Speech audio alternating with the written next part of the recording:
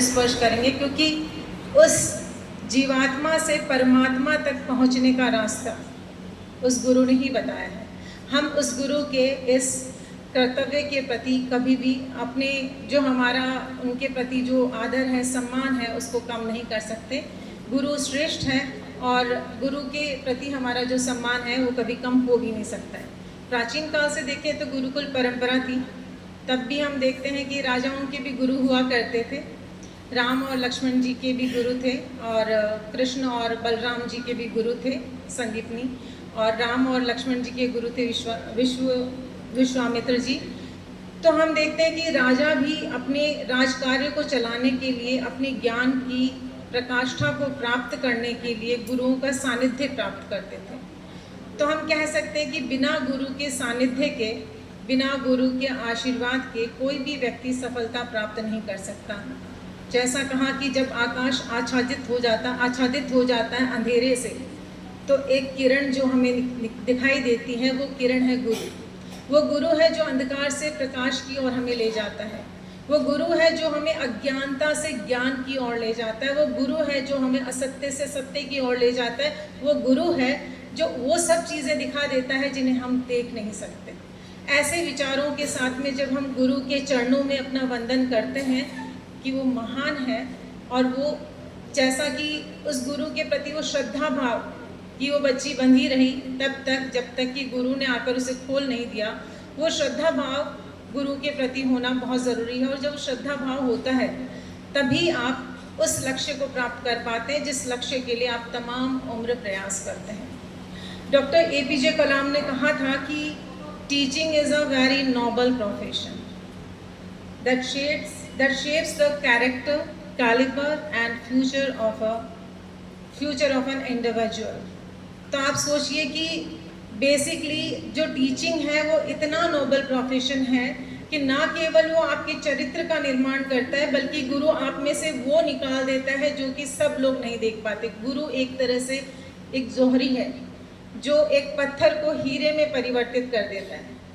गुरु वह है जो कि आपके अंदर पाए जाने वाले उन सारे कैरेक्टरिस्टिक्स को ढूंढता है जो कि आपके सक्सेस के लिए ज़रूरी होते हैं। वो आप में से वो सब निकाल देता है जो कि किसी और ने नहीं देखा होता है।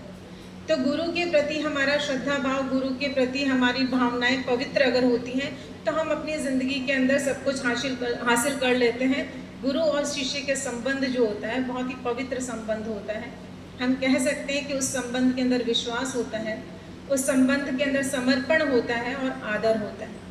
विश्वास, समर्पण और आदर, ये तीन चीज़ें ऐसी हैं जो कि गुरु और शिष्य के संबंध को एक अमूल्य संबंध में परिवर्तित करती हैं। एक ऐसा संबंध जिसके बाद गुरु जो है वो गुड़ बन गया, चेला गुड़ बन गया और गुरु जो है शक्कर रह गया, वो वाली चीज़ें भी हम सुनते हैं। क्योंकि गुरु जो होता है वो ज्ञान अपने पर्टिकुलर किसी शिष्य को ही देता है जिस पर उसकी पूरी आशीर्वाद होता है। तो आज के ज़माने आधुनिक काल के अंदर अगर थोड़ा सा मैं समाजशास्त्री हूँ, मैं आपका प्रकाश डालना चाहूँगी कि आधुनिक समय में गुरु शिष्य परंपरा में काफ़ी बदलाव आया है। और जो गुरुजन यहाँ बैठे हुए हैं वो भी मेरी बात से पूरी तरह सहमत होंगे कि जिन गुरु शिष्य परंपरा को हम लोग गुरुकुल काल में देखा करते थे, उस परंपरा में काफ़ी कुछ परिवर्तन आया है। और वो परिवर्तन आया है तो उसके पीछे बहुत सारे कारण हैं जिसके कारण ये परिवर्तन आया। तो हमें बहुत ज़रूरी है कि उन कारणों के ऊपर प्रकाश डाला जाए, उन कारणों को जानने की कोशिश की जाए कि क्या आज गुरु उसी गुरु के पद चिन्हों पे चल रहा है? क्या आज गुरु वास्तव में एक गुरु है या सिर्फ नाम का गुरु है? हम आजकल गुरु को टीचर बोलते हैं, हमने उसे गुरु कहना बंद कर दिया। आप कॉरिडोर से निकलेंगे, शिष्य शायद आपके पास से टच होकर निकल जाएंगे, वो आपको वंदन नहीं करेंगे। तो क्या ऐसे शिष्य अपनी जो लाइफ है, अपने जो जीवन है, उस जीवन के अंदर क्या उन सब सफलताओं को प्राप्त कर पाते हैं?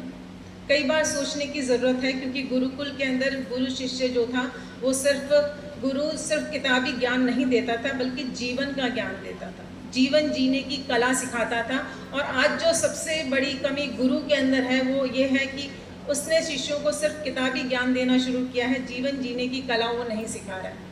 शिष्य जो है वो जीवन जीने की कला नहीं सीख रहा है, उसके अंदर आदर और सम्मान के भाव कम होते जा रहे हैं। तो ज़रूरी है कि हम एक बार पुनः उस व्यवस्था को पढ़ें, उस व्यवस्था को समझें कि ऐसा क्या था कि गुरु शिष्य संबंध जो था वो अतुलनीय था, और आज के युग में, आज के काल में ऐसा क्या हो गया कि उस संबंध के अंदर वो मधुरता नहीं रही, वो सम्मान नहीं रहा, वो आदर नहीं रहा।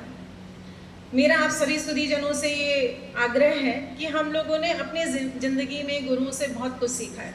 कभी हमारे माता पिता हमारे गुरु रहे हैं, कभी हमारे शिक्षक हमारे गुरु रहे हैं, और हमारा सबसे बड़ा गुरु रहता है हमारा जीवन, लाइफ। हमारा जीवन हमें हमेशा कुछ न कुछ सिखाता है, जन्म से लेकर मृत्यु तक।